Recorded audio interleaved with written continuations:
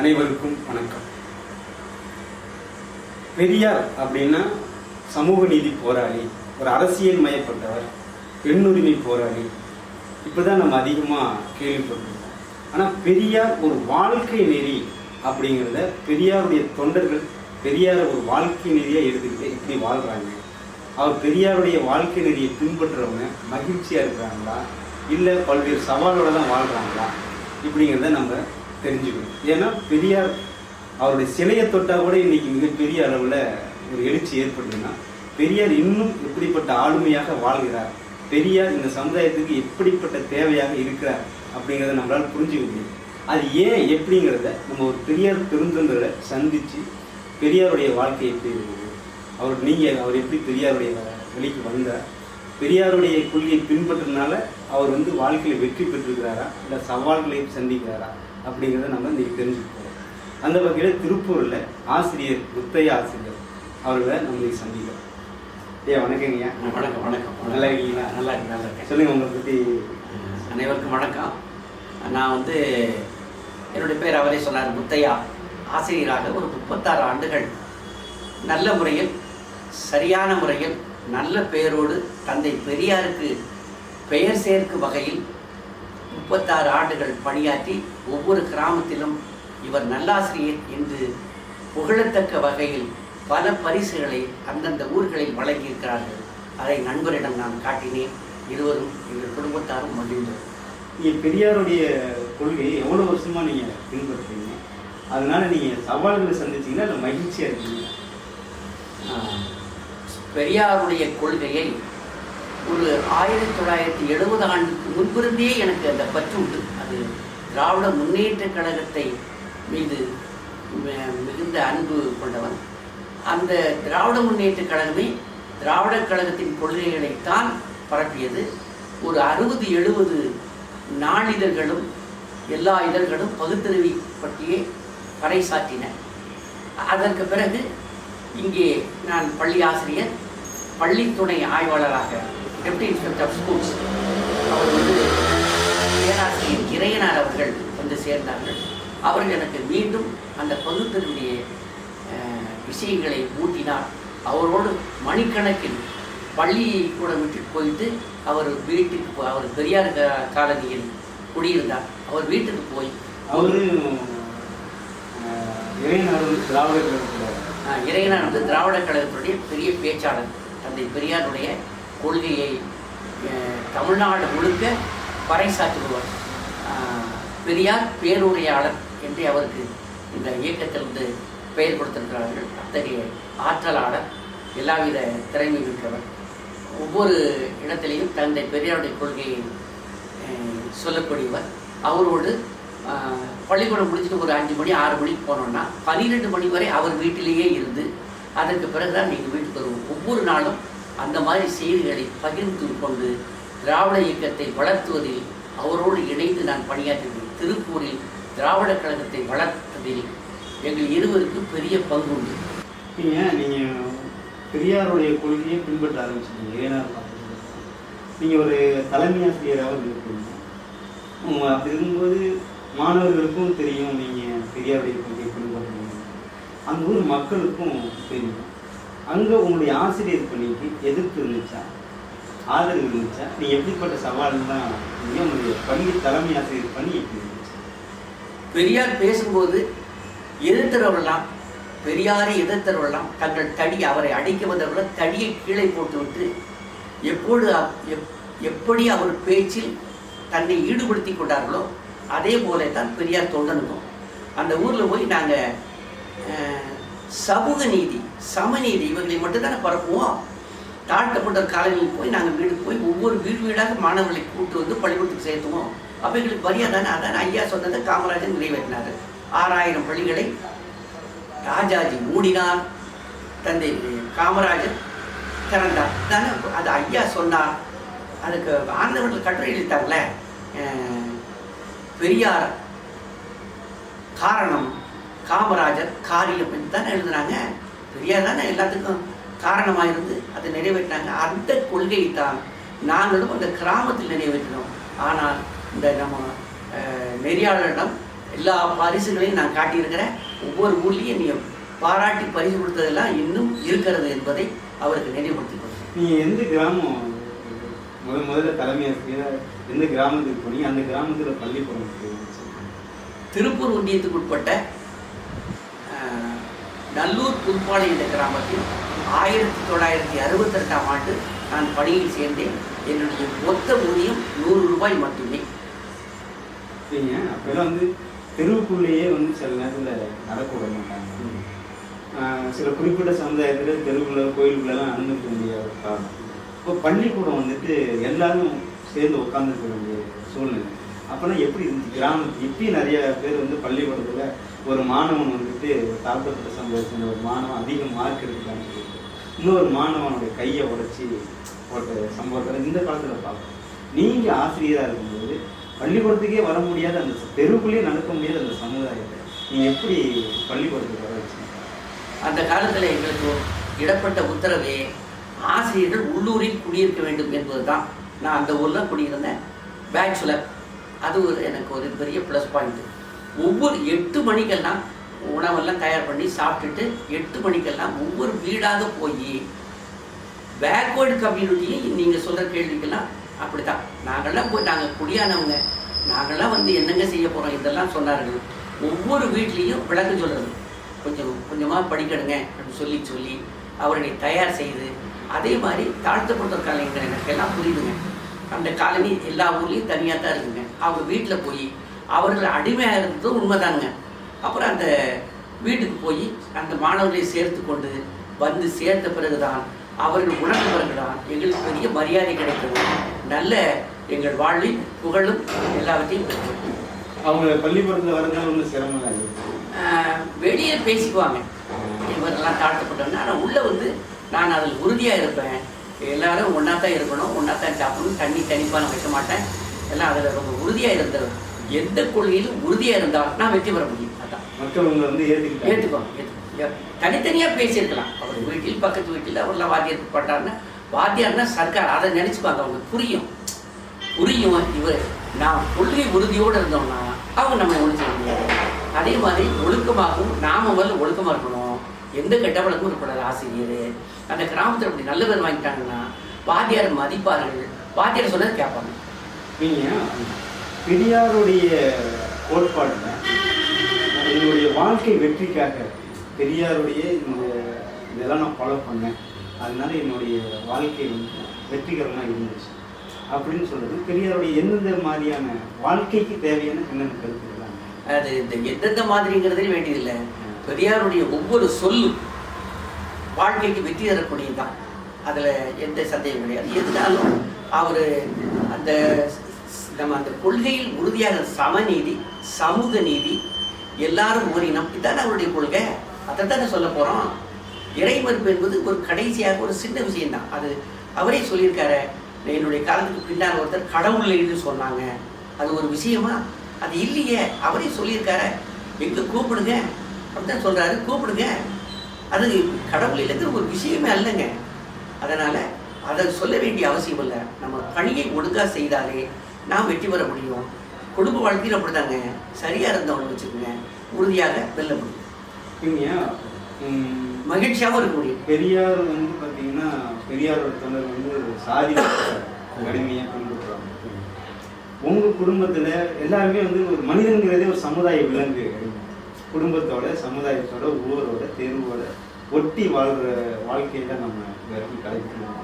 இப்படி திடீர்னு ஒரு நாள் வந்துட்டு நம்ம ஜாதி இல்லை மதம் இல்லைன்னு சொல்லும்போது உறவினர்கள் இருந்து நீங்கள் வசிக்கிற தெருவில் இருந்து உங்களுக்கு எப்படிப்பட்ட எதிர்ப்புகளாக இருந்துச்சு?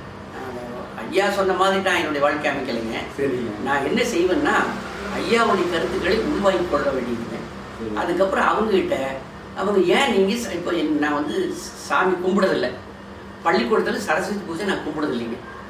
எந்த காலத்துலையும் நான் ஒரு 36 ஆண்டு காலத்தில் ஒரு நாள் கூட சரஸ்வதி பூஜை பள்ளிக்கூடத்தில் கொண்டாடியதில்லை. பள்ளிக்கூடத்துக்காரங்க கேட்பாங்க, சரஸ்வதி பூஜை கொண்டாடணும் பள்ளிக்கூடத்தில், பள்ளிக்கூடத்தில் எதுக்குங்க சரஸ்வதி பூஜை அப்படின்னு சொல்லி நம்ம கேள்வி கேட்டாலே பெரியார் எல்லா கேள்விகளுக்கும் விடை சொல்லியிருக்கிறார். ஆனால் பெரியார் கேட்ட கேள்விக்கு ஒரு கேள்வி கூட ஒரு பேரும் பதில் சொல்லி இருக்கிறார். அதுதான் அந்த கேள்வியை நாம் அவங்ககிட்ட வச்சுக்கலாம். இப்போ சாமி நீங்கள் கும்பிட மாட்டீங்களா? கும்பிட மாட்டேன். ஏன் கும்பிட மாட்டீங்க? ஏன் கும்பிடணும்? திரும்ப கேளுங்க. அவன் சொல்ல தெரியும்னு பார்ப்பேன். அவன் சொல்லுவான், எத்தனை சாமி சொல்லிடுவான். சரி ஒரு 10 சாமி சொல்லு அப்படி சொல்லுங்க. நான் 10ஓட நிறுத்திக்குவானா? கோயிலுக்கே போக மாட்டேங்க, போக மாட்டோம். அங்கே பார்த்து சொல்லு அப்படின்னு கேட்பாங்க. அது நேரம் மிச்சம் தானுங்க, எதுக்கு கோயிலுக்கு போகணும்? ஆமா, அப்படி அங்கே பார்த்து சொல்லு. நான் உங்கள்கிட்ட ஒன்று கேட்கணுமா? ஐயா வந்து பார்த்தீங்கன்னா பெரியார் கொள்கையில் பின்பற்ற ஆரம்பிச்சதுக்கப்புறம் அவர் சாமி பள்ளிக்கூடத்தில் சரஸ்வதி பூஜையோட கொண்டாட மாட்டார். வீட்டில் மட்டும் எப்படி சாமி கும்பிட மாட்டார். பெண்கள்லாம் என்ன பண்ணுவாங்க, அந்த கோயில் குளத்துக்கு போகிறது தான் அதிகம் விரும்புவாங்க. நீங்கள் ஒரு பெரியார் ஸ்ரீயோடைய துணைவியா நீங்கள் மகிழ்ச்சியாக அவருக்கு என்ன சில விஷயங்கள் அவருக்காக தியாகம் பண்ணியிருக்கீங்க. நாங்கள் கோயிலுக்கு போகிறது இல்லையே. நீங்களும் போகிறது இல்லை. சரி, நீங்க எப்படி மாறி எங்க குடும்பத்துல யாரும் போறது இல்லை, அதான் முக்கியம். சரி, இது மகன், பேரன், மருமகள், பேத்தி, பேரன் அதே மாதிரிதான் எல்லாருமே பகுத்தறிவு. சரி, அது எப்படின்னு சொல்றேன். இப்போ இவ்வளவு கல்யாணம் போகும்போது என்னை கேட்கறதுக்கு ஆள் இல்லை, பண்ணிட்டோம். என்னை கல்யாண பத்திரிகையின் தலைப்பு மன்றல் மடல். மன்றல் மடல் அப்படின்னு இது வந்து சிலப்பதிகாரத்துல அந்த கோவலன் கண்ணைக்கு திருமணம் பண்றாங்க. இளங்கோடிகள் சொல்ற தலைப்பு இது, மன்றல் மடல். பொழுந்தரவான யாராவது எனக்கு கல்யாணம் திருமணம் இதே மாரி கேள்விப்பட்டு கேளுங்க. அதுக்கப்புறம் இவங்க வீட்டுல இந்த பத்திரிக்கை எனக்கு படிக்க தெரியாத, அதனால அவங்க தனியா பத்திரிக்கை அடிச்சிட்டாங்க. சரி, அடுத்து என் மகன் கல்யாணம் போகணும். அவங்க சொந்தம், எங்க அண்ணன் மகன் தான் 2 பையன் கல்யாணம். அவங்க வச்சிருக்க ஒரே ஒரு கோரிக்கை, அவங்க இங்கே கல்யாணம் பண்ணாங்க. இவங்க எனக்கு யாரும் இல்லை, பெரிய பையன், அதனால் பிரச்சனைகள் இல்லை. எந்த பொண்ணு கட்டினாலும் நமக்கு என்ன 2 பேரும் இவங்க சொன்னாங்க. சரி, கட்டியாச்சு. அவங்க வச்ச ஒரே ஒரு கோரிக்கை, தாலி கட்டுவீங்களா? ஒரே ஒரு கோரிக்கை வச்சாங்க. அப்புறம் யோசிச்சு பார்த்து தோழர்கிட்ட கேட்டேன், அதனால் என்ன, மற்ற முறை பூரா இவன் நம்மளுங்க. குவிக்கு ஆசான், ராமச்சந்திரன், திராவிட கழகத்துக்காரங்க பூரா, பாண்டியன், எல்லாம் கருச்சொட்டக்காரங்க, சொந்தக்காரங்க. ஐயர் வைக்கல, எந்தவித மதச்சடங்குகளும் இல்லாமல் எங்க ஆசி சங்க தலைவர் சாமிநாதன், தமிழக ஆசிரியர் கூட்டணி அவர் வந்து தலைமை. எப்படி நான் கற்று ரொம்ப இயக்கப்பட்டுடையேன். அதில் இதில் பற்றுடையேன். இது திருமணம்னாக்கா 4 நட்சத்திரம் இல்லை, அதெல்லாம் கொஞ்சம் அவங்க அது ஒத்துக்கிட்டாங்க அப்படின்னா உன்னோட கணக்கு சம்மதிக்க மாட்டாங்களே. இதெல்லாம் பார்க்காம அருந்ததி நட்சத்திரம் பார்க்காம சொல்லி கேளுங்க. இந்த கல்யாணம் வந்துட்டு அபசகுணம் மீதி இல்லை, அது நினைக்க மாட்டாங்க. ஏன் நினைக்க மாட்டாங்க? இருங்க, சரியான கேள்வி. ஏன் நினைக்க மாட்டாங்கன்னா, நான் எங்க மனைவியுடைய அண்ணன் மகளை தான் கட்டுறேன். நான் 66ல் கல்யாணம், என்னுடைய மகனுக்கு 92ல் கல்யாணம். 66, 92 இத்தனை ஆண்டுகள் அவங்க வீட்டில் நான் இருக்கிறேன். ஒரு நாள் கூட கோயிலுக்கு போக மாட்டேன். கோயிலுக்கு மாட்டேன். கல்யாணம் உடனே கூட கோயிலுக்கு போக மாட்டேன். அவங்க ஊர்ல கூட்டுப்பாங்கல்ல, ஒரு நாளும் போனதில்லை. அப்போ என்னை புரிஞ்சுப்பாங்க, இவங்க கூட தான் பொண்ணு கொடுக்கணும். அப்போ எடுத்துக்கிறது இதெல்லாம் கேட்குறாங்க. ஒரு நாளை ஃபிக்ஸ் பண்ணாங்க. கொஞ்சம் ஜாதகம் அவங்களாம் பார்த்துருப்பாங்க, நீங்கள் பார்த்துருங்க, எனக்கு ஒன்றும் ஆட்சேபம் இல்லை, பண்ணியாச்சு. அது மாதிரி பேரனுக்கும் ஐயர் வைக்கல, பாண்டியன் தன்மை. இல்லை இல்லை, அதை கொஞ்சம் இந்த மணி விரிவாக சொல்லு. பாண்டியத்தில் கல்யாணம் பண்ணோம், பொண்ணோட கணக்கு கேட்குறாங்க. பொண்ணு நாங்கள் சொல்லிட்டோம். சமீப நடந்த வாணியம்பாடி பொண்ணோட கணக்கு கேட்குறாங்க. சாமி கூட மாட்டீங்களா? ஐயர் வைக்க மாட்டோம். திராவிட கழக முறைப்படி தான் கல்யாணம் பண்ணுவாங்க. அவங்க இந்த தாலி கட்ட கேட்டாங்க, கட்டிக்கலாம். அப்போ எங்கள் பகவதி சாமி கும்பிடு, பெரிய விளக்கு வாங்க, வீட்டுக்கு சீதன் தராங்க. நாங்கள் சீதன் நகையில் கேட்கல, அவங்க சொல்கிறாங்க வரதட்சணை கேட்கல. அப்புறம் இது விளக்கு, பெரிய விளக்கு வாங்கிட்டு சீதனமாக தராங்க. ஐயா விளக்கு பொருத்தணுங்க. ஆமாம், மாலையில் விளக்கு பொருத்தி, அதுதான் சாமி, விளக்கு சாமி சொல்றாங்க. விளக்கு அது மட்டும் பொருத்திக்கிட்டீங்களா? இல்லை, கோயிலுக்கு போகலாமான்னு போத்தி சாமி கும்பிடுவோங்க. அதில் வந்து உங்களுக்கு ஆட்சி இல்லை இல்லை அதில் எங்க பேரன் போக மாட்டான். இப்போ நீங்க வந்து அங்கே அதை கிடையாது. நாங்க வந்து பெரியார் சாமி போக கூடாது. பெரியார் பள்ளி அது இல்லை முதல்ல அதை கொடுத்து பெரியார் பள்ளி ஆனா அப்படி பேரன் போக மாட்டாங்க. தாடி கட்டுவதற்கு சம்பவிச்சிருக்கிறாரு. அவரது மற்ற சமய சடங்குகளும் அவர் முதல் நடந்திருக்கிறாங்க. அதை எதிர்த்து பேசியிருக்காரு. அவ்வளோதான் ஆத்திகரெல்லாம் பார்த்தீங்கன்னு வச்சுங்க, சாமி கும்பிடணும், சாமி கும்பிடணும், புருஷங்காரன் கோயில் போனால் பொண்டாட்டி கோயில் போகணும், ஆமா அப்ப பையன் கோயில் போகணும் அப்படின்னு ஒரு பிடிவாதம் இருந்தது. நீங்க வந்துட்டு கடவுள் நம்பிக்கை இல்லாதவர், கடவுள் கும்பிட மாட்டீங்க. அவங்க மருமக நான் கடவுள் கும்பிட மாட்டேன் அப்படின்னு கடவுள் கும்பிட சமாச்சாரம் நீங்க சொல்ல வேண்டியதில்லை. ஏன்னா ஒரு எனக்கு 60 92 வரை கணக்கு போட்டுங்க.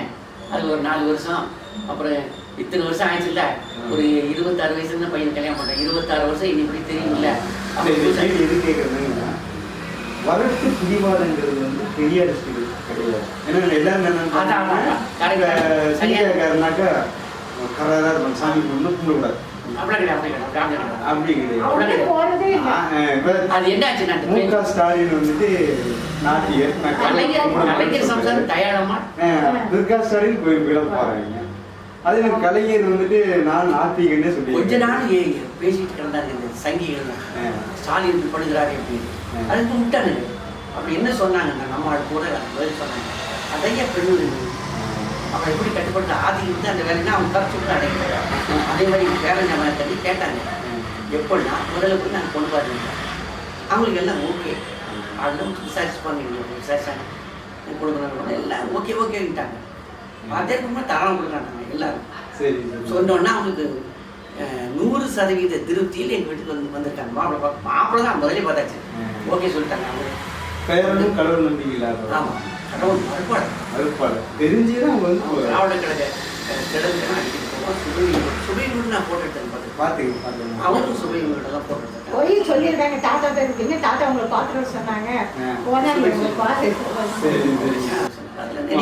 உங்கள்கிட்ட ஒரு கேள்வி, ஒரு பெரியார் தொண்டரோட துணைவியாரா உங்களுடைய அனுபவம்? ஏன்னா மகிழ்ச்சியான அனுபவமா? மகிழ்ச்சியா தான் இருக்கிறோம். எப்படி ஐயா வந்து உங்கள்கிட்ட எப்படி ஐயாவுடைய அணுகுமுறை? ஏன்னா ஆஃபீஸர் ஐயா வேலைக்கு போயிட்டு வருவாரு, வேலை ஓட்டி அப்படிங்கிற நேரம் வந்து சேர உட்காருவாரு, ஏய் தண்ணி கொண்டு வா, ஏய் காப்பி கொண்டு வா அப்படின்னு அதிகாரம் பண்ணுவாங்க. ஐயா அந்த மாரி உங்கள்கிட்ட எப்படி ஒரு பெரியார் தொண்டர் உங்களுடைய கனவு உங்கள்கிட்ட அவர் எப்படி அதெல்லாம் நல்லா அந்த ஆணாதிக்கம் கிடையாது. உங்களுக்கு ஃப்ரீடம், ஃபுல் ஃப்ரீடம் உண்டு. உங்களுக்கு கடவுள் நம்பிக்கை? சின்ன பிள்ளைகள் இருக்கும்போது எங்க வீட்டுல இருக்கும்போது அம்மா அப்பா போவாங்க, போவோம். இப்போ கல்யாணம் வந்ததுலேருந்து போறது நேரமும் மிச்சம். அது எதுக்கு போய் சும்மா சாமி கும்பிடணும், அதனால நமக்கு என்ன வருது, எந்த பயனும் இல்லை.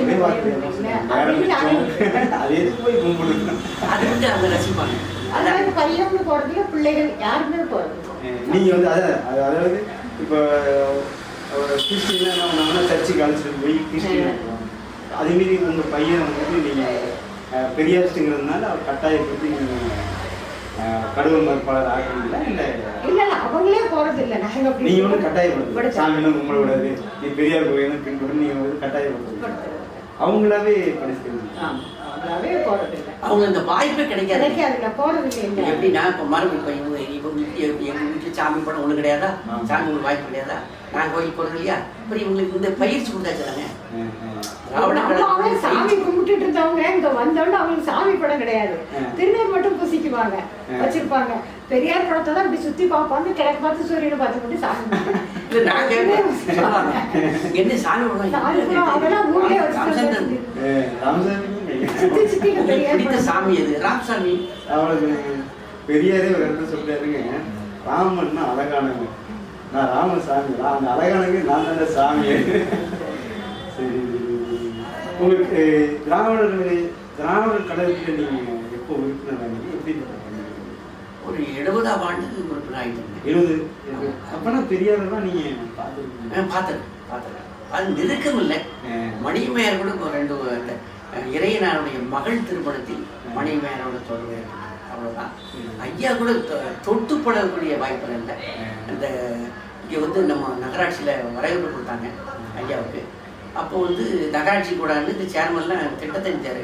ஆனால் அந்த சேர்மன் பெரிய ஆளுங்க கந்தசாமி அவருக்கு ரொம்ப சந்தோஷம் அவரை பார்க்கணும்னு. அந்த திராவிட ஐயா பேசினா என்ன பேசினாலும் ஐயா கூட்டுனா சண்டைப்படுவாங்க, சந்தோஷப்படுவாங்க. ஐயாவோட கூட்டு அந்த சிறுநீரை தூக்கியதுக்கு அனுமதி கொடுத்தவர் தான் 4 பேர் தான். அது நம்ம டாக்டர் கௌதமுடைய ஐயா. அவர் 4 பேர் யாரும் தெரியுமா? 4 பேர். ஒன்று கௌதமனுடைய தந்தையார், இன்னும் 3 பேர். மற்ற யாரையும் தூக்கிட மாட்டாங்க அந்த சிறுநீர் மாளிகை. அந்த மாதிரி அவர் குட்டுனாலும் இவங்களுக்கு ரொம்ப சந்தோஷமா இருக்கும். ஐயா கையால் குட்டுப்பட்டேன். பெரியாருடைய கொள்கை செயல்பாடு, பெரியாரை இயக்கம் நீங்க இளைஞராக இருக்கும்போது எப்படி இருந்துச்சு? இளைஞராக இருக்கும்போது அந்த கொள்கை பால் ஈர்க்கப்பட்டவர்கள் உறுதியாக இருக்கும். சமுதாயம் அப்படி இல்லை. எங்களை எள்ளி நகையாடியது திராவிட கழக கொள்கை, எள்ளி நகையாடியது. நாங்கள் வளர்ந்தோம்னா அதுக்கு நம்ம கவிதாசனுடைய ஒரு கவிதை சொல்கிறேன். அந்த ஒரு புல்லும் செடியும் பேசி கொண்டிருக்கிறது. அந்த புல் செடியை பார்த்து கேட்கறது, செடியை நீ ஏன் வளர்க்கிறாய் என்று கேட்கிறது. நான் வளராவிட்டால் உன்னை போல் விதிவிட்டு சாவேன் என்று சொல்கிறார். சமுதாயத்தில் வளர்ந்து விட்டால் சமுதாயம் ஏற்றுக்கொள்ளும், இல்லாட்டி அழிந்து. அந்த கொள்கை இன்னும் அவருடைய கொள்கை உயிரோட்டமாக இருப்பதால் தான் இந்த சமுதாயத்துக்கு மட்டுமல்ல, தமிழ்நாட்டுக்கு மட்டுமல்ல, இந்தியா உலகத்திற்கே தேவைப்படுகிறது. அதான் தமிழ் சமீபத்தில் ஆஸ்திரேலியா பயணம் வெற்றிகரமாக. திராவிட கழக தலைவர் ஆசிரியர் வீரமணி அவர் அவருடைய செயல்பாடுக்கு கேள்விப்பட்டார். அப்படின்னா 5 முதிர்ந்த நிலையிலும் 92 வயதிலும் அவர் நடையில் நாம் ஓட முடியாது. ஆசிரியர் வீரமணிய பணி மகத்தானது. ஐயாவுடைய கொள்கையை கொண்டு சேர்ப்பதில் ஒவ்வொரு நொடியும் அவர் பயன்படுத்துவார். அவர் சின்ன வயசுல பாத்துக்கணும், போட்டோ எடுத்துக்கோம்ல. அவர் இளைஞரா இருப்பா, நாங்களே இளைஞர். அது சின்ன வயசா இருக்கும். அவங்க கூட நின்று எடுத்துக்கிறோம். நீங்க ஐயா பேசுறீங்க? பேசிருக்கோம். பொண்ணு நம்ம படிக்கிறாங்க நாங்க வச்சு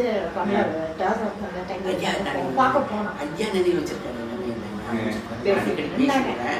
கவிதை கூட அதிகமா பேசுறேன். அவர் ஐயாவுடைய சிறப்பு என்னன்னு ஒரு வாட்டி உங்களை பார்த்து உங்க பேரை கேட்டாருன்னா 10 வருஷத்துக்கு பார்த்தாலும் உங்க பேரை சொல்லுவாரு.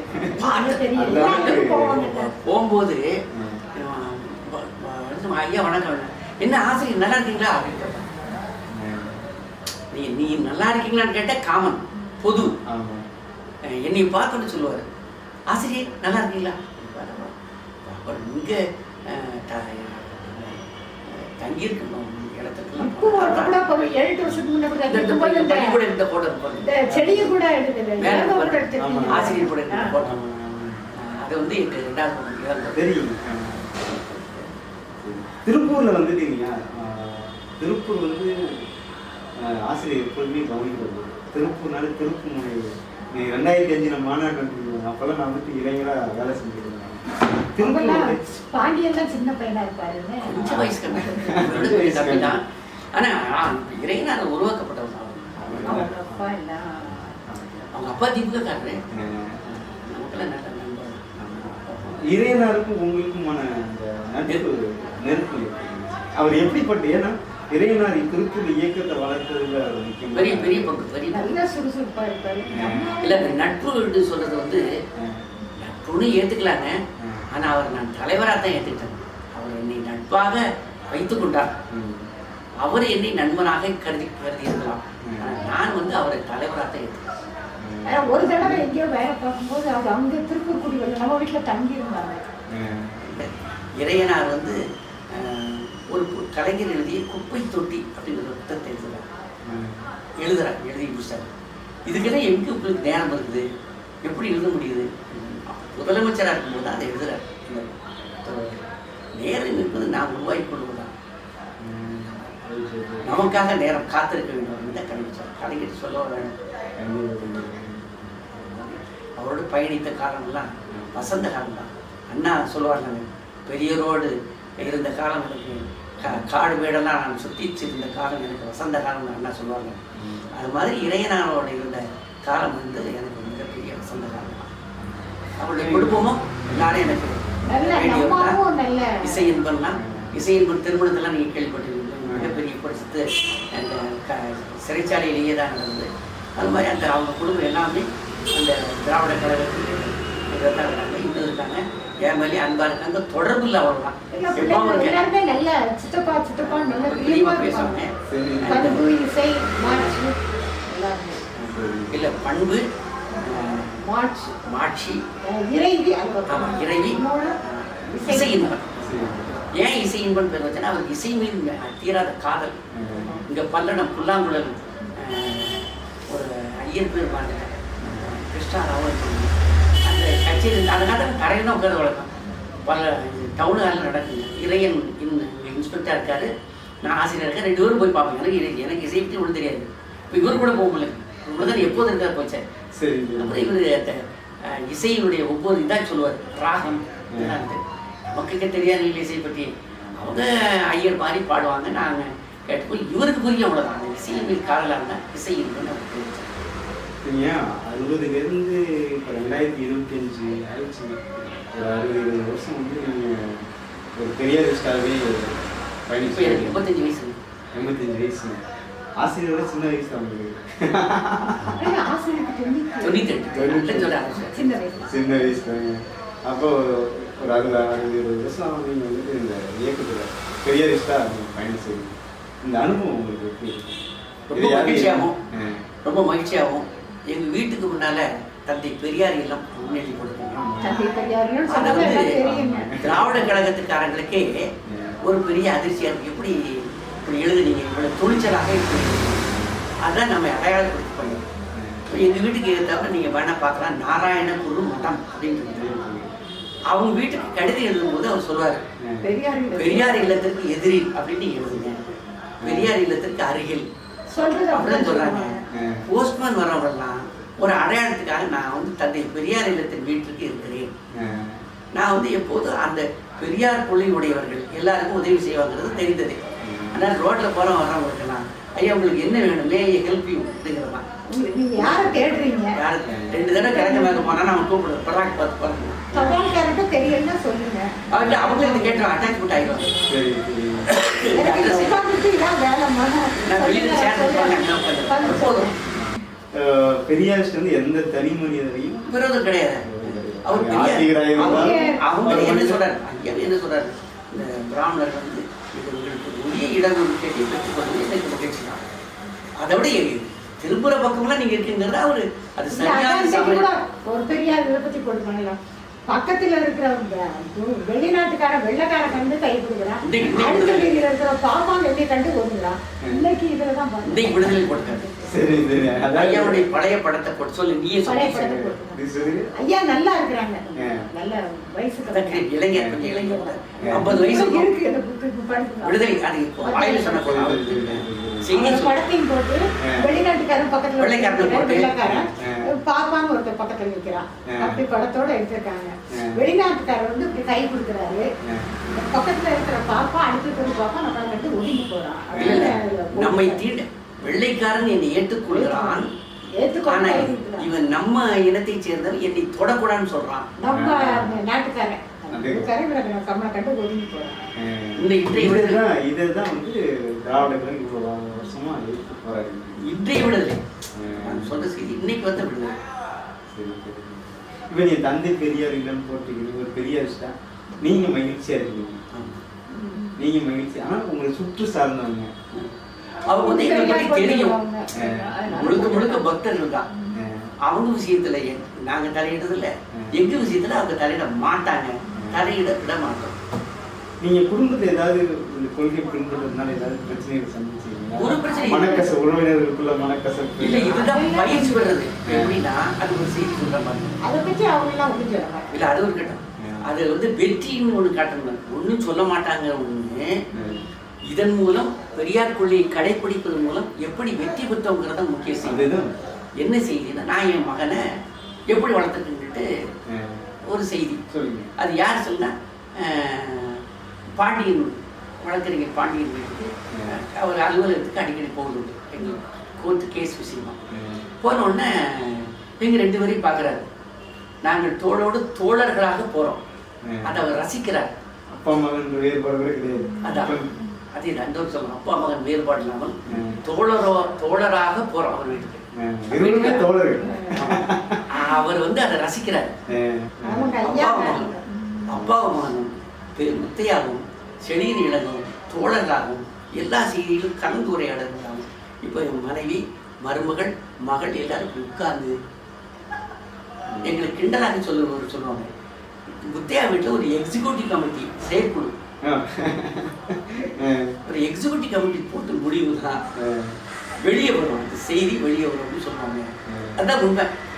கிண்டலா சொன்னாலும் எல்லாரும் உங்க குடும்பத்தை எல்லாரும் கலந்து பேசி நண்பர்கள் சொல்லுவாங்க, உங்க வீட்டில் எங்கேயே முடிவெடுக்க போறீங்க, எக்ஸிக்யூட்டிவ் கமிட்டி போட்டு தான் முடிவு. அது உண்மை தாங்க. நீங்க உங்க துணைவியாருக்கு மட்டும் நீங்க ஃபேமிலியிலேயே நீங்க வந்து ஆதிக்கம் அப்பதானே பெரியார் வெற்றி பெறுவாரு. நீங்க பெரியார் எப்படி வெற்றி பெறுறாங்க, அதுக்கு அடுத்த தலைமுறை அதான் சொல்றாரு. இது விழுதுங்க நிறைய பேர் இப்போ என்ன சொல்லுவாங்க, எல்லாம் வயசானவங்க திராவிட கழகத்துக்காரங்க எல்லாம் ஒரு 70-80 வயசுக்கு மேலே நிறைய தலைமுறையில் மட்டுமே இருப்பாங்க இந்த சொல்லியிருந்தாங்க. இப்போ வந்து பார்த்தா அது அடுத்த தலைமுறை வந்துட்டோமே. நம்ம அறிஞர்களுடைய மகன் தான் ஆசிரியர் இருந்தால் ஆசிரியர் சொல்றாரு, இது இவருடைய பேரன். ஒருத்தரை சொன்னா எல்லா நிகழ்ச்சி சொல்லிடுறாருல, அதெல்லாம் ஆசிரியர் சொன்னீங்கல்ல. ஆசிரியர் எத்தனை ஆண்டுக்கு முன்னாலும் அந்த ஊருக்கு போனால் அந்த ஊருடைய வரலாற்று கூட சொல்றாருல, அது படிக்கல மகிழ்ச்சியா இருக்குது. அப்புறம் பெண்களை பற்றி ஒரு விடுதலை ஒரு கட்டுரை வருதுலாங்க, இவங்களாம் எவ்வளோ தியாகம் செஞ்சாங்கன்ட்டு, எவ்வளோ போராட்ட வீரர்களாக இருந்தாங்கன்னு தொடர்ந்து அந்த கட்டுரை வருதுலாங்க. அதாவது உங்களுடைய குழந்தைகளுக்கு பெரியாருடைய கொள்கையை வந்து நீங்க வழியெல்லாம் திணிக்கல. இந்த சுதந்திரம் அவங்களை வந்து இந்த கொள்கை அவர்களே நான் எப்படி ஒரு நூலகம் அப்படி வச்சுக்க பாருங்களா, இது மாதிரி இது மாதிரி 3 மடங்கு நூல் வச்சிருக்காங்க. அதுக்குன்னே ஒரு ரேக் மாதிரி வாங்கி ஒரு பீரோ வாங்கி ஒரு ஊடுன்னா எப்படின்னா முதல்ல பூஜை அறை கட்டுவாங்க, நிறைய சாமி படம் வாங்கி வைப்பாங்க. எங்க வீட்டுல அதே கிடையாதுங்க, கிடையாது. அதுதான் பெரியாருக்கும் மற்றவங்களுக்கும் வித்தியாசம். இங்க வட இந்தியாவில பார்த்தாங்கன்னா ராமன் கோயில் கட்டுவாங்க, ஜெகநாதர் கோயில் கட்டி இப்ப எல்லாரும் போய் குளிக்க போய் பல நூற்றுக்கணக்கான செத்து விட்டாங்க. இது வட இந்தியா. தமிழ்நாட்டுல அண்ணா நூலகம் சென்னை, மதுரையில நூலகம் கலைஞர் நூலகம், இப்போ திருச்சியில காமராஜர் நூலகம். அந்த நூலை அழிப்பதற்கு இந்த நூல் பொருத்தமானது என்று தந்தை பெரியார் கண்டுபிடித்தாங்க. அந்த நூலை வெற்றி பெறுவதற்கு இதுதான் இந்த நூல் தான். எல்லாருமே எங்க வீட்டுல நல்ல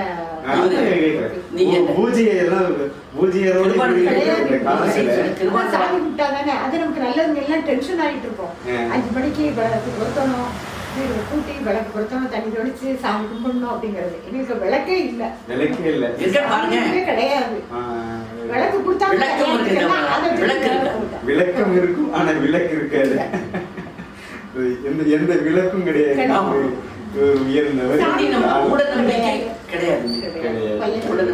வேரோடு வீழ்த்திருக்கோம். ஏதாவது ஒண்ணு நீங்க சாதாரண தொலைக்க கூடாத ஒண்ணு தொலைச்சிட்டாருன்னு எப்படியாவது கிடைச்சிட கூடாதா, கடவுளே எப்படியாவது கிடைச்சிடணும், தொலைக்க கூடாது தொலைச்சிட்டோம் அப்படின்னு ஒரு தருணத்தை நீங்க சந்திச்சிருக்கீங்க. சந்திக்க வேண்டிய அவசியம் கிடையாது. பெரியார் கொள்கை இருந்தா அது வந்து வள்ளுவர் சொன்னதையே தான் ஐயாவும் சொல்லியிருக்காரு. எல்லாமே முயற்சி திருவினையாகும், முயற்சி தான். அது இல்லைன்னு அவன் வள்ளுவனே சொல்றான், முயற்சியின்மை இன்மை புகுத்தி கொள்ளும், நீ தோத்துருவ சொல்றாரு. அதை இன்னொரு குரல் சொல்றாரு, இந்த கடவுள் நீங்க இப்ப சொன்னீங்கல்ல, அதுக்கு அவரே சொல்றாரு. என்ன சொல்றாரு, தெய்வத்தால் ஆகாது சொல்லிட்டாரு, தெய்வத்தால் ஆகாது அப்படின்னு சொல்றாரு. எனினும் மறுபடியும் போயிட்டான்னு சொல்றாரு, பெரியார் சொல்றாரு, தெய்வத்தால் ஆகாது எனினும் முயற்சி தன் மெய் வருத்த. அப்புறம் அப்புறம் இப்படி இந்த கடவுளின்னு சொல்றதுக்கு எங்க வாய்ப்பு வருது? பெரிய ராமசாமி இல்ல இந்த புரியுதுங்களா? அதாவது எப்படியாவது கடவுளை கிடைச்சிடாதா அப்படி ஏன் சொல்லிக்கிட்டே இருந்தாங்க. இல்ல அந்த மீண்டும் மீண்டும் அந்த முயற்சி செஞ்சு வெற்றி வர முடியும். இதுல நீட் தேர்வு முதல் தேர்வு தோல்வி அடையலாம், அடுத்த தேர்வு எழுதுங்க.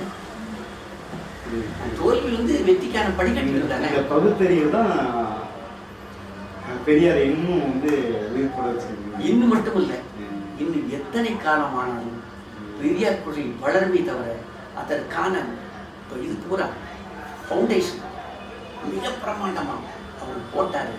ஆசிரியர் வீரமணிக்கார் பாருங்க, அந்த பிரம்மாண்டத்தை எத்தனை அடி உயரத்துக்கு ஐயாவுக்கு சிலை வைக்கிறாங்க சிறுகனூரில். சிலை மட்டுமே 95 அடி உயரம், பீடம் 35 அடி உயரம். உலகத்திலேயே இவ்வாறு சிலை கிடையாது. 27 தான் அறிவு. 27 ஏக்கர் நிலத்தில் அந்த வாழ்ந்த வரலாறு அனுபவப்படுறாங்க. இன்னொன்று, தமிழ்நாட்டில் இந்தியாவில் இருக்க கோயில்களை விட தமிழ்நாட்டில் கோயில்கள் அதிகம். இந்த தமிழ்நாட்டில் ஒரு சிறப்பு என்னன்னா, காஞ்சிபுரத்தில் சங்கராச்சாரிய மடம் இந்துக்களுக்கு மட்டும் சிறப்பு. நமக்கு இந்துக்களுக்கான சிறப்பு என்பது காஞ்சிபுரம் சங்கராச்சாரியர். அந்த காஞ்சிபுரத்துக்கு என்ன பெருமைன்னா, திரும்புகிற பக்கம்லாம் கோயில், அதான் பெருமை காஞ்சிபுரத்துக்கு. இன்றைய நாளேட்டை திருப்பி பாருங்க, எந்த இதை பண்ணால் பாருங்க, விடுதலை பாருங்க, முரசொலி பாருங்க, தினகரன் பாருங்க. காஞ்சிபுரத்தின் பெருமைக்கு காரணம் தமிழ்நாட்டிலே அதிகமான தொழிற்சாலை அதிகம். இந்தியாவில் உற்பத்தி இருக்கு. இன்னைக்கு விடுதலை பாருங்க, அதான் காஞ்சிபுரத்துக்கு பெருமை. அப்போ இந்த கோயில் பிட்டாங்க போகுது, அத்திவரதை போயிட்டாரே காணுமே. இப்பவும் அவன் பாப்பன் சடான போட்டுருக்கான், வடகலை தென்கலை இங்கிலீஷ்காரங்க. அதனுடைய ஆரம்பத்தில் இங்கிலீஷ்காரன் காலத்துக்கு அவங்க என்னன்னு புரியல, என்னையாவது வடகலை தென்கலை அப்படின்னு இங்கிலீஷ்காரன் இவன் தான் கலெக்டர் தான் ஜட்ஜ். அப்போ அந்த காலத்தில் அப்போ நம்ம இந்தியர்களையும் போடுவாங்க ஜட்ஜா. ஐயாலாம் அங்கே இருந்தார். அது ஜட்ஜின் பேர்ல அது அந்த வார்த்தை எனக்கு தெரியல. ஐயாவும் ஈரோட்டில் இருந்தார். ஒரு 24 பதவிகளை ராஜினாமா பண்ணி தான் வர்றாரு. அந்த ஜட்ஜ் சொல்றாரு, என்னையா அது வடகலை தென்கலை இங்க உள்ள வைக்கலாம். அந்த பாப்பா தான் 2 நாமம் போடுங்க, ஒய் ஆர் ஓஆர்.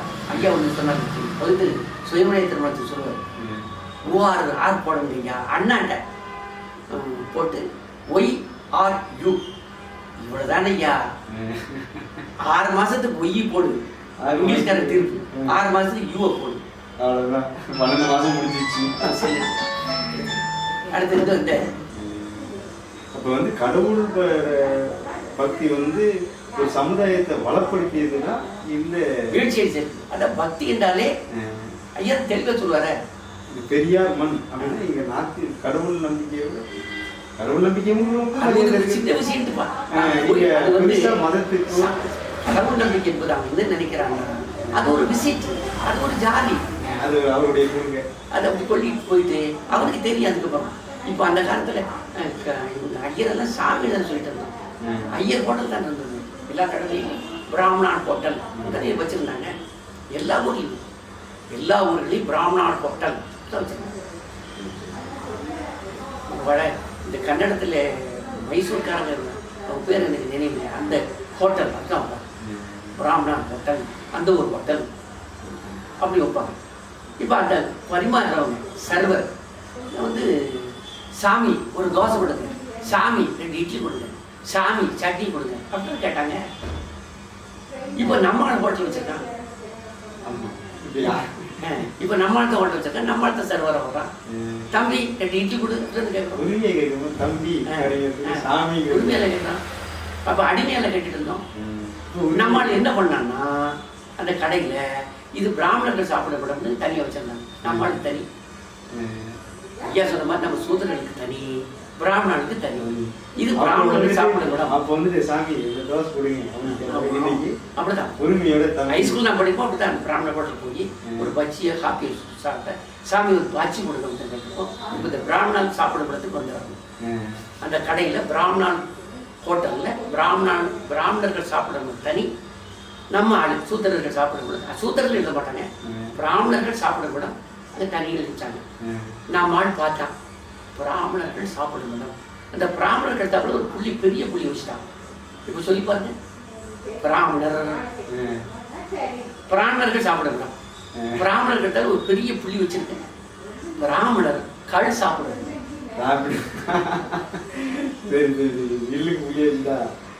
இருந்துட்டாங்க.